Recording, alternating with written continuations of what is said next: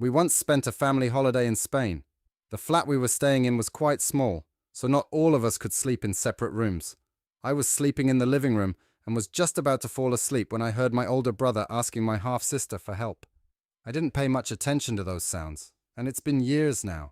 I don't think there was any physical relationship between them. It may have happened without my knowledge, but I don't think there were any serious repercussions other than my own feelings of embarrassment. During the rest of the holiday and for a long time after the incident, they both coughed some evenings. I realize now that it was just a joke. We go out to dinner together every night, so the fact that they were coughing meant they were alone in the flat. I hope they didn't notice I was awake and waited for the noise to stop so she could sleep. I once had a colleague who drunkenly admitted to sleeping with her own half-brother.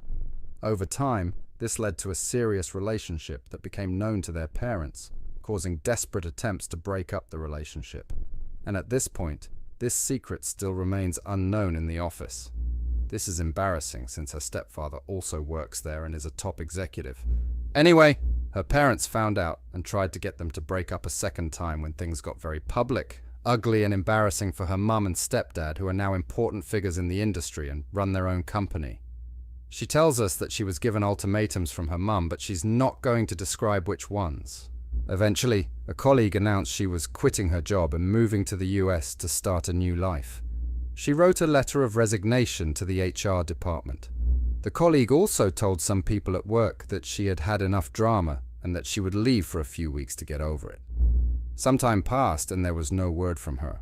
During this time, my stepbrother and her ex-boyfriend started contacting all the people at our work, including some of my co-workers. They contacted me to see if anyone had heard from her. I couldn't answer them, but some of my teammates turned out to be half-brothers and sisters too, and they were desperate to contact her. Whilst I don't know what happened to her, they rang the police and started a missing persons inquiry. The police made several inquiries, and everyone was surprised that situations like this don't happen often, as they usually don't have serious consequences. Eventually, the half-brother was written off as just pining for love, and things soon calmed down, until the stepbrother went crazy and started claiming that something bad had happened to her. He claims she's in trouble and says he's trying to contact her. Her family, however, doesn't want to get dragged into this family drama, especially after her parents are high-profile figures. Despite all this, her half-brother continues to insist on his assumptions about her unhappiness and claims that he cares for her. He cannot be involved in the case, as his father has sent him to the police to get them to start investigating the missing person. The police started investigating, but the colleague never left for the US.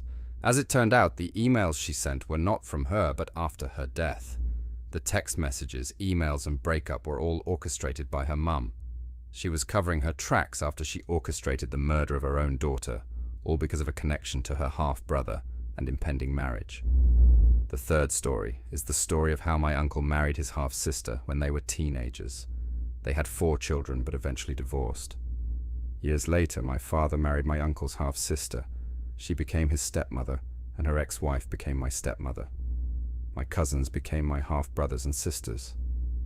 My father and his new wife lived near us, but their children did not like me and my sister.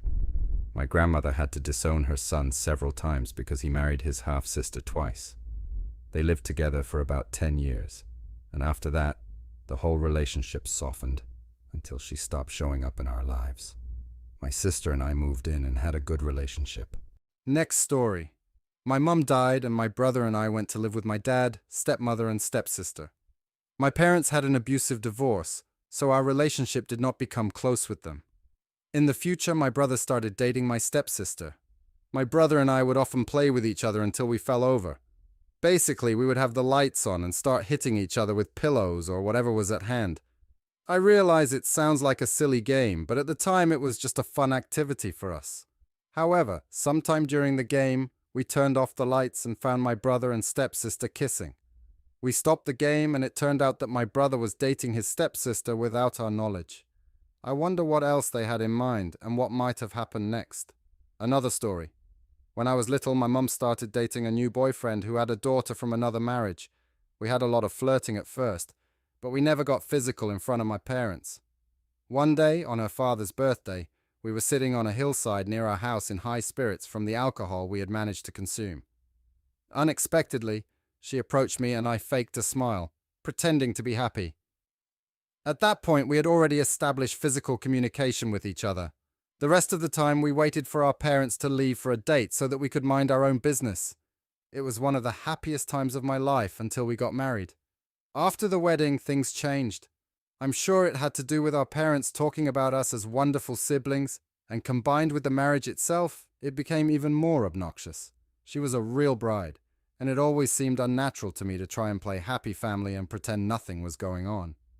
I am currently 29 years old, but I can't enjoy the physical relationship as much as I did then.